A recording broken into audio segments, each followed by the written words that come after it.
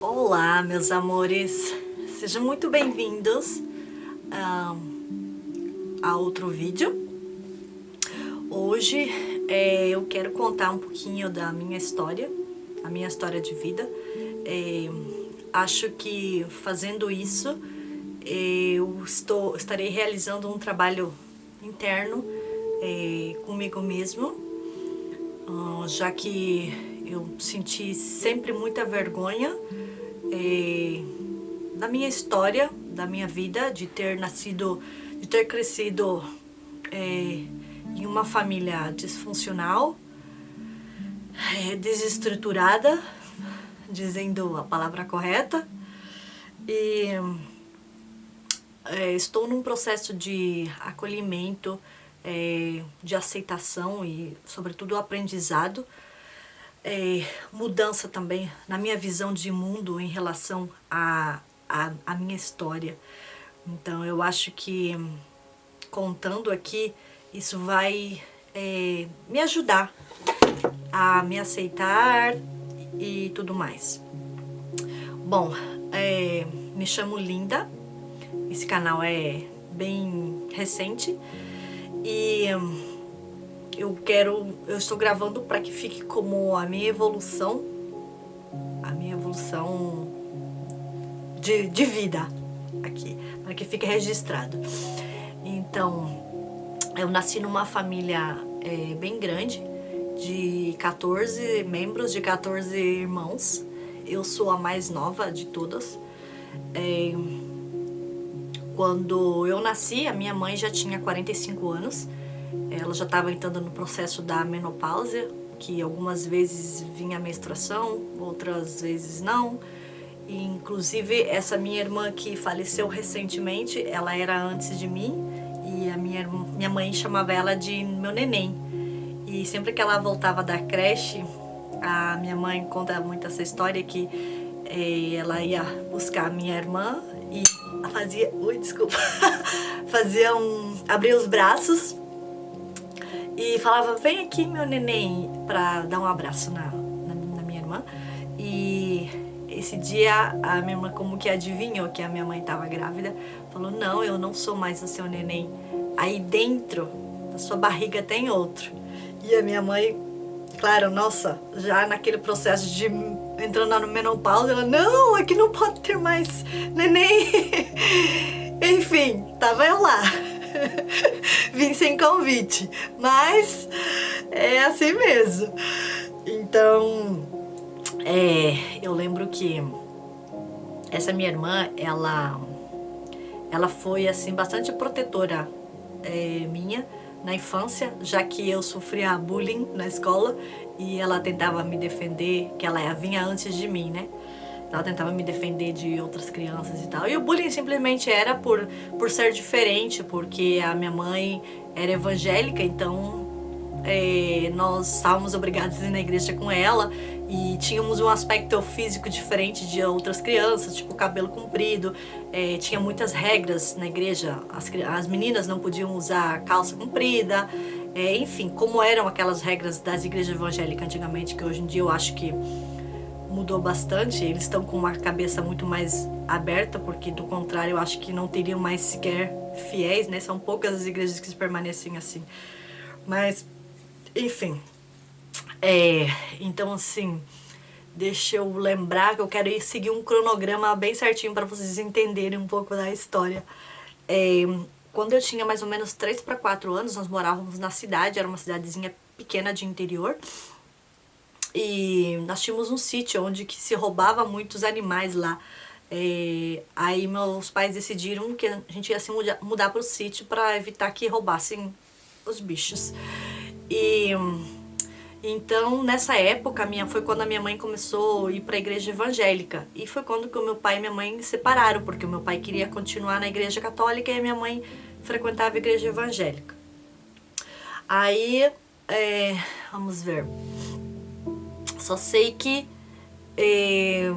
deixa eu ver, depois eu tenho aqui umas anotações para me seguir um cronograma. Deixa eu olhar aqui. Bom, o meu pai, ele sempre trabalhava fora. Eu praticamente cresci sem a presença dele, porque ele era construtor e como era uma cidade pequena, ali não tinha muito trabalho, então ele sempre ia para fora e passava 3 ou 4 meses fora. Eu lembro muito dessa circunstância de quando ele voltava para casa, ele trazia uma bolsinha. Ele tinha uma nécessaire assim preta de couro que ele trazia sempre cheio de dinheiro, entregava aquilo para minha mãe. Mas assim, não se sabia quando ele ia voltar novamente. Aquilo ali era o sustento pra gente para talvez 3 ou 4 meses. Então, quem se ocupava da nossa educação realmente, né, era minha mãe. Então assim, quando nós mudamos pro sítio, eu tive uma infância bem agradável, muito feliz. Nós tínhamos muitos animais ali, praticamente tudo que comíamos era dali. Tínhamos verduras, frutas, se carneava bicho, animal, porco, vaca todo ano, e a gente guardava a carne pro ano todo. Eu lembro que no dia que a gente fazia a matança, se chamava os vizinhos para ajudar, e depois a gente distribuía, dava a cada um pedaço de carne por ter vindo ajudar. E para mim naquela época era uma festa, né, por ter convidados em casa, era muito legal. Cresci de uma forma assim bem natural, digamos, em contato com a natureza, né? Porque brincávamos ali com a terra. Eu lembro que era uma terra vermelha muito forte, muito que sujava muito. E a gente brincava até escurecer. Tinha uns amigos que sempre estavam por ali. Eu lembro que a nossa mãe não deixava a gente ir para casa dos nossos amigos. Era sempre os nossos amigos que vinham ali. E a gente brincava até escurecer, assim, de letes, de futebol, de se esconder, de correr, de subir em árvore. Bom, tinha um rio próximo que a gente ia nadar. Então, assim, foi uma infância. Eu tenho muitas boas memórias da minha infância. Então, eu lembro que teve uma época que eu pedi uma bicicleta pro meu pai. Eu acho que eu tinha na época uns 9 para 10 anos. Porque a gente morava no sítio, né? E do sítio até a escola dava mais ou menos uns 5 quilômetros, de segunda a sexta, indo caminhando, né? E eu queria para facilitar, né, a vida. E ele falou que não, que tínhamos prioridades, que tínhamos outras coisas que pagar e que ele não ia comprar, não podia comprar bicicleta para mim.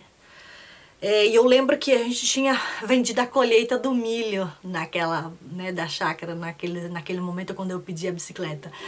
Aí se falava lá uns boatos na cidade que o meu pai tinha uma amante. Por mais que o meu pai e minha mãe já estavam separados desde que eu tinha 3 ou 4 anos, ele morava com a gente. Quando ele vinha de fora, quando ele né, vinha trazer dinheiro e tal, ele ficava num outro quarto, mas ele morava na nossa casa. Então, na minha cabeça, pra mim, meus pais igualmente estavam juntos, né? Claro, eu não entendia, né? Era criança, não entendia como funciona essas coisas de adultos. Então, aí os boatos que rolavam, né, que ele tinha uma amante, que ele sustentava uma outra família e tal. E, bom, eu mais ou menos tentei descobrir onde que era. E na época eu tinha um irmão que ele vendia frutas. Eu só não vou dizer nomes aqui de ninguém da minha família, porque não é legal, né? Eu só vou me referir a eles e a elas, enfim. Naquela época, os filhos deles, para ganhar um dinheirinho, vendia de forma ambulante as frutas que ele comprava no Ceasa, revendia na cidade, assim, de forma ambulante. E eu comprei um pacote de maçã dele e fui lá na casa da pessoa que supostamente era a amante do meu pai e bati palmas. E para minha surpresa, que quem apareceu na porta foi meu pai. Então, assim, pela primeira vez o meu mundo desabou, porque eu estava vendo com meus próprios olhos que o que falavam dele era verdade. Então, por mais que eu tinha ele num pedestal, ali, aquilo ali acabou para mim. Foi uma situação muito difícil. Eu saí dali chorando, gritando, esperneando, enfim. Mas resolvi não contar nem sequer para minha mãe, para evitar essa dor nela, né? E guardei aquilo pra mim. E no dia seguinte, quando eu voltei da escola, A bicicleta que eu tinha pedido pra ele tava lá. Tinha ganhado a bicicleta. Eu acho assim que ele acabou comprando o meu silêncio, né? Mas ninguém nunca soube dessa história. Eu acho que é a primeira vez que eu tô contando isso. E mas vai ser um desabafo. Então assim, aí meu pai foi de novo embora trabalhar fora, ficou depois dessa situação, ficou um período bastante longo sem aparecer por casa de novo. E depois quando ele voltou, ele resolveu construir uma casinha ali no sítio, do lado da minha casa da minha mãe. E eu voltei a reatar uma relação de pai e filho, né? E tava assim bem apegada com ele na época. Aí ele teve um derrame e ficou bastante com sequelas. Eu lembro que ele arrastava um pouco a perna e tinha um pouco de dificuldade logo no começo que deu para falar, e quando ia comer caía a comida da boca, enfim. Aí depois, seguidamente, depois desse derrame, acho que não foi nem um ano mais ou menos, ele teve um ataque no coração, morreu, faleceu. E então assim, outra vez o meu mundo desabou, porque quando eu tava tendo uma relação boa de novo com ele e tal, tipo, ele morreu. E aí eu não conseguia entender por que a vida tava me tratando daquela forma já, né? Porque é difícil, mas na adolescência, né? Tudo é tão complicado, eu acho que nessa etapa, que os hormônios estão ali, é uma confusão que, principalmente para nós mulheres, né? Que você tá num alto e baixo o tempo todo. Só sei que depois logo que o meu pai faleceu, a minha mãe resolveu casar. Ela encontrou um senhor, resolveu casar. E eu não conseguia entender naquela época por que a minha mãe queria casar de novo. Eu não aceitava que ela ia trazer outro homem para dentro de casa, por mais que ela e o meu pai já estavam há muito tempo separados, né? Mas eu não via, claro, eu não via a minha mãe como uma mulher, como uma pessoa que tinha direitos a ser feliz, a tentar ser feliz outra vez. Eu sei que hoje vai ser um dia de muitas emoções. Desculpem. Mas vamos lá. Deixa eu me recuperar aqui.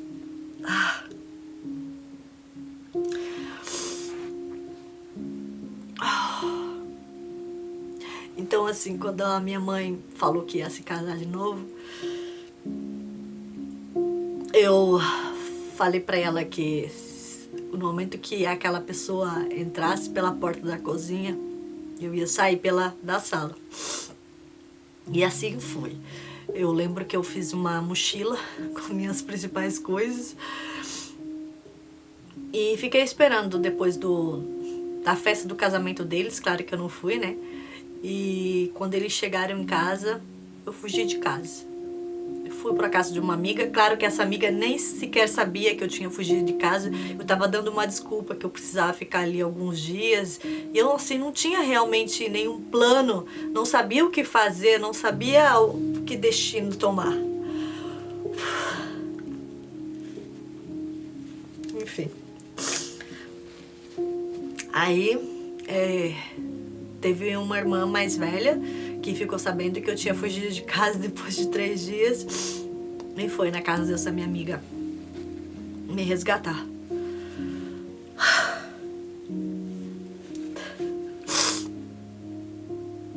Mas na verdade era só uma desculpa pra mim, né, pra sair de casa, porque eu já tava tendo bastante problemas com a minha mãe, de discussão.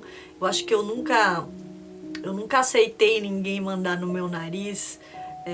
Por mais que hoje em dia eu consigo ver claramente que nós precisamos, que existe uma hierarquia nas famílias, mas naquele momento pra mim era muito difícil, desculpa, aceitar que a minha mãe me obrigava a ir na igreja, que pra mim o problema principal da discussão com a minha mãe era a obrigação de ir à igreja, porque eu tava vendo que ali tinham pessoas que supostamente deveriam dar o exemplo do que estavam predicando e não faziam. Então não tinha sentido aquilo pra mim. Eu não queria frequentar aquele lugar porque eu tava vendo que aquelas pessoas que deviam ensinar, que estavam ali pregando a Bíblia, não seguiam os ensinamentos. Então, a melhor coisa, eu queria seguir um outro caminho, só que pra minha mãe isso não era possível, né? Se eu tivesse morando com ela. Então, assim, eu fui morar com essa minha irmã em outra cidade e eu me ocupava dos 2 filhos dela. Na época ela fazia faculdade e estava casada. Então, assim, em troca de morar ali, eu cuidava das crianças e me responsabilizava pela casa dela e tal. Aí, quando passou um tempo, ela se separou e ia morar em outra cidade. E a minha vida já estava estabilizada ali. Já tinha ficado, acho que, já uns mais de 2 anos. E já tinha feito novos amigos, eu estudava à noite. Eu tinha a minha vida ali, digamos, né, como ela confiava em mim, eu podia sair de vez em quando no barzinho, no shopping com os meus amigos e tal. Então eu não queria ter que me mudar de novo. Aí eu falei pra ela que não, que eu não ia pra essa outra cidade com ela, pra onde ela tava se divorciando e ela ia se mudar. E resolvi ficar morando ali, porque eu ganhava uma pensão também que o meu pai tinha falecido, e isso também me ajudava com os gastos. E aí eu resolvi alugar, né, uma casa, um lugar pra mim ficar morando naquela mesma cidade. E fui morar sozinha. Lembrando que naquela época eu já estava emancipada, porque quando eu fugi de casa, quando a minha irmã se fez responsável por mim, me levou para casa dela, ela pediu para minha mãe me emancipar, né? Então minha mãe fez esse documento que para mim foi ótimo, porque eu me sentia, nossa, eu sou dona do meu nariz, né? Na época eu tinha 14 anos e era como se eu tivesse 18, porque o documento me dava essa autoridade para tal coisa, né? Então eu acho que isso também me fez eu sempre me sentir mais velha do que realmente eu sou. Já naquela época eu queria poder ser a dona do meu nariz e não ter que dar explicação da minha vida pra ninguém, né?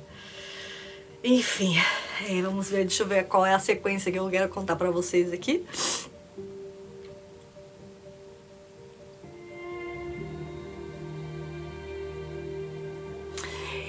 Enfim, quando eu fui morar sozinha, aí passou um tempo, mais ou menos eu tava morando sozinha 1 ano e meio. Eu conheci um rapaz e a gente começou a sair. Naquela época se falava muito ficar, né? Eu lembro muito dessa palavra, porque não era um namoro sério, né? Tipo, quando pegava um, pegava outro, não era uma coisa, não era um namoro real, né? Digamos, sem responsabilidade, sem nada fixo. Era uma coisa, nossa, não sei nem se existe isso ainda hoje no Brasil, mas era um negócio muito estranho. Enfim, e aí depois de um tempo, pouco tempo conhecendo ele, se conhecendo, né, eu morava sozinha e ele morava com os pais dele. Ele passava o final de semana comigo e no domingo à tarde ele ia pra casa dos pais dele. Aí uma bela manhã eu encontrei um preservativo furado. Fiquei super apreensiva, liguei pra ele. Naquela época lembro que era ligação de orelhão pra telefone fixo de casa. Liguei e falei pra ele que tinha encontrado um preservativo furado e tal. E ficamos apreensivos durante os 3 dias que faltava pra descer a minha menstruação. Mas desceu, então aí eu falei, ok, de boa. E a partir daquele momento a gente já não ficou mais juntos, a gente já não se viu mais. Falei, bom, me livrei dessa, me livrei dele. Ai, tô brincando, gente, credo. Mas assim, analisando depois a história, mais ou menos eu vejo desse ponto de vista hoje, né? Aí só sei que eu era muito magrinha naquele momento. De repente o meu corpo começou a mudar muito. Eu comecei a ficar gordinha, os meus seios ficaram redondos. E os meus amigos começaram a falar, nossa, você tá diferente, nossa, o que tá acontecendo e tal. E a minha menstruação descia normalmente, então pra mim não tava nada de errado. Só que como a mudança tava sendo muito radical no meu corpo, e eu não tinha vômitos nem nada, não tive problemas disso na minha gravidez, então... Só que a mudança era muito radical, então eu decidi ir no médico pra ver o que estava acontecendo. e recebi a notícia que estava gravidíssima, com a menstruação descendo e tudo. Então os médicos explicam que o meu corpo, que eu era tão magrinha e tal, que o meu útero não estava preparado para ter um bebê ali, e tipo com a menstruação descendo, tentava fazer um aborto espontâneo e tal. Eu falo para minha filha dia de hoje, nossa, você se agarrou lá muito bem, viu? Então assim, aí só sei que quando eu recebi a notícia, nossa, tipo, eu falei, como assim? Eu tinha planos, eu ia pra faculdade, eu queria ser dentista.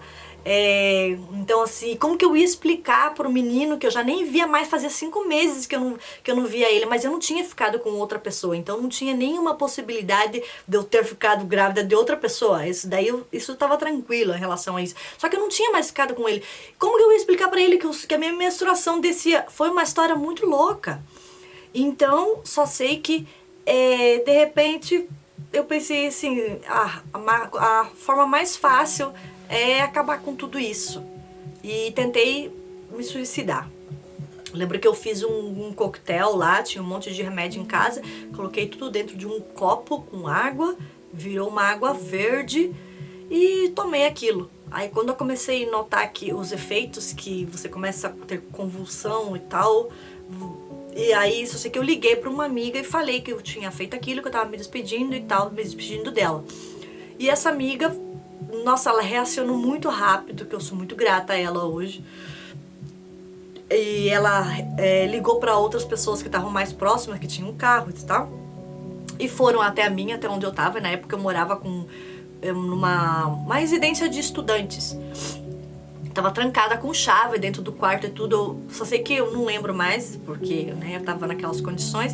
Arrebentaram a janela, não lembro como é que foi. Só sei que eu acordei no hospital e tinham me feito uma lavagem estomacal já. Eu tava no UTI e não sei quantas horas depois isso já tinha passado, né? E eu acordei com essa minha irmã, que eu tinha morado anteriormente, do meu lado. Ela estava segurando a minha mão e falou assim, nossa, essa foi a forma mais fácil que você encontrou pra me dizer que eu vou ser tia. Tipo, tentando amenizar a situação, aquela situação horrível ali, né? Tentando descontrair e tal. Enfim, mas aí a família do rapaz ficou sabendo logo o que eu tinha tentado fazer, porque a mãe dele trabalhava de enfermeira no hospital que eu tinha sido internada. Então, rapidamente ali, pelo sobrenome e tal, ela já ficou sabendo, enfim. E aí só sei que ela nos convenceu de tentar ter uma relação e tentar ser os pais como deveríamos, né, para uma criança, já que tinha passado toda essa situação e tal quando eu saí do hospital. Eu aceitei, eu tentei, mas não deu certo. Não deu certo porque ele era muito, muito imaduro, não se preocupava muito. Eu via que a vida que ele levava, tipo, ele gostava de fumar maconha e tal, não se preocupava em ter que acordar cedo e trabalhar, então não era uma coisa que eu queria pra mim. Então, simplesmente, essa minha irmã outra vez falou, vem morar comigo, que eu preciso de alguém pra continuar cuidando dos meus filhos, já que ela tinha se divorciado e tinha ido morar em outra cidade. Então, eu novamente aceitei a proposta dela e fui. E só que ali, tipo, naquela época, claro, ela não podia pagar um salário pra mim, porque eu, graças a Deus, tinha um teto, tinha onde morar. Então, eu outra vez me dedicava a cuidar das crianças e cuidar da casa e tudo isso, fazer a comida, né? A responsabilidade de uma casa, né? E cuidar da minha filha também, né? Então, assim, só sei que... Deixa eu ver a cronologia aqui. Só sei que aí, quando eu queria comprar as coisas pra minha filha e não tinha condições de eu ficar por muito mais tempo ali. Naquela época, eu já tinha 3 irmãs que moravam na Espanha. Essas últimas 3 irmãs, as mais próximas a mim. E elas me fizeram a proposta que se eu quisesse ir morar na Espanha, né, mas para tentar me ajudar, só que com a condição de que eu fosse sozinha, porque eu tinha que ir para lá, arrumar trabalho, me estabilizar, arrumar documentação, o que tudo conleva ir morar em outro país, né? Então isso queria dizer que eu tinha que deixar minha filha no Brasil. Mas eu não tinha muito mais opção. E naquele momento eu pensei que era a melhor coisa a fazer e assim fiz. Conversei com uma outra irmã para ficar cuidando da minha filha durante um tempo. Deixei muito bem claro para ela que ia ser durante um tempo, que eu ia mandar um salário para ela enquanto eu arrumasse o trabalho e tal, para poder sustentar minha filha, mas que ela tivesse muito claro que quando eu pudesse, que a minha filha, era minha responsabilidade, e que enquanto eu pudesse, eu levaria ela para ir morar comigo na Espanha. E essa irmã aceitou e inclusive deu o seu melhor. Eu também sou muito grata a ela.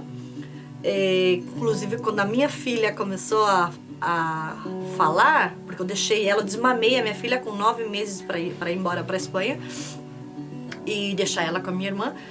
E a minha filha começou a chamar a minha irmã de mãe. E a minha irmã falava pra ela: eu não sou sua mãe. Minha irmã sempre mostrava a minha foto pra ela, falando: sua mãe é essa daqui. E aí a minha filha obrigatoriamente teve que, né, aceitar isso. Sempre ela foi consciente daí que, né, era uma outra pessoa, não era quem cuidava dela naquele momento, que era a mãe biológica, né. Então sempre que eu ia visitar ela perguntava: mãe, quando você vai me levar? Quando você vai me levar? Nossa, eu ia embora com o coração partido. Era horrível, mas eu sabia que era para um futuro melhor, para poder levar ela, né? Para poder ter documento e todas essas coisas. Então, inclusive na época que ela ficou no Brasil, o pai dela, que só morava a 80 quilômetros dali, ele ia visitá-la muito pouco. Tipo, nos aniversários, somente no Natal. Até eu, que morava do outro lado do mundo, ia 2 vezes por ano e via ela praticamente a mesma quantia de vezes que ele via no ano. Então, tipo, ele nunca mostrou realmente muito interesse, né, nessa relação deles. Enfim. Mas, deixa eu ver a continuação que eu vou contar pra vocês.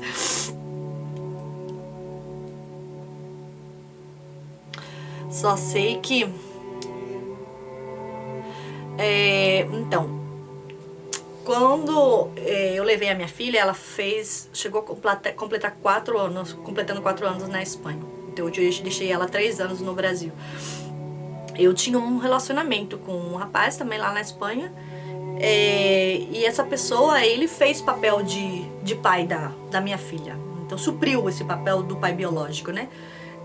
Os problemas com a minha filha, começaram a aparecer bem numa pré-adolescência, que ela começou bem antecipada.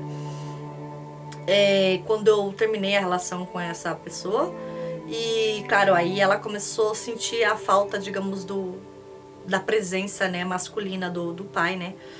E até tentamos reatar a relação dela com o pai, mas naquela época tudo era tão difícil. Eu lembro que era na época do Messenger ainda, e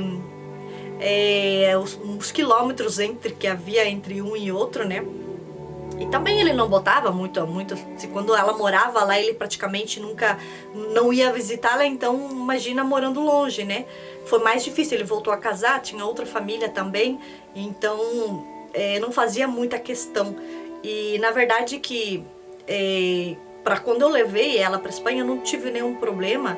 Hoje em dia eu dou graças a Deus, dou graças ao universo, por ter tomado essa decisão, que naquele momento, claro que eu não sabia que ia me servir para né, para mais adiante, mas eu nunca deixei ele registrar o sobrenome dele na minha filha, porque eu tinha aí um orgulho, sabe? Quando ele duvidou de mim, quando ele falou que talvez a filha não pudesse ser dele, nossa, aquilo para mim foi uma ofensa muito grande. Então, quando eu registrei antes dele ter a chance sequer, mas também depois eu nunca tive a intenção sequer de pedir pedir para um juiz uma pensão nem nada. Digamos que eu arquei com a responsabilidade de uma produção independente, como se diz, né? Eu não recomendo isso para ninguém, porque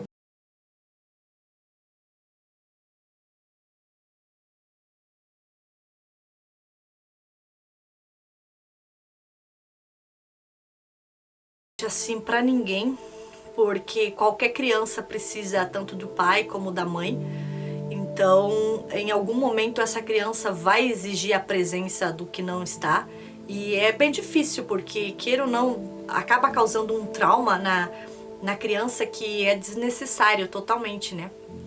Mas, claro, eu era adolescente, eu tinha sido mãe com 17 anos e simplesmente arquei com a minha responsabilidade do que eu tinha feito. Sem pensar simplesmente nas consequências, como hoje, uma pessoa madura que eu sou, em ver que muitos aspectos poderiam ter sido evitados, mas eu ainda acho que o universo escreve certos por linhas tortas, que mais no futuro, mais adiante, a gente acaba entendendo o porquê.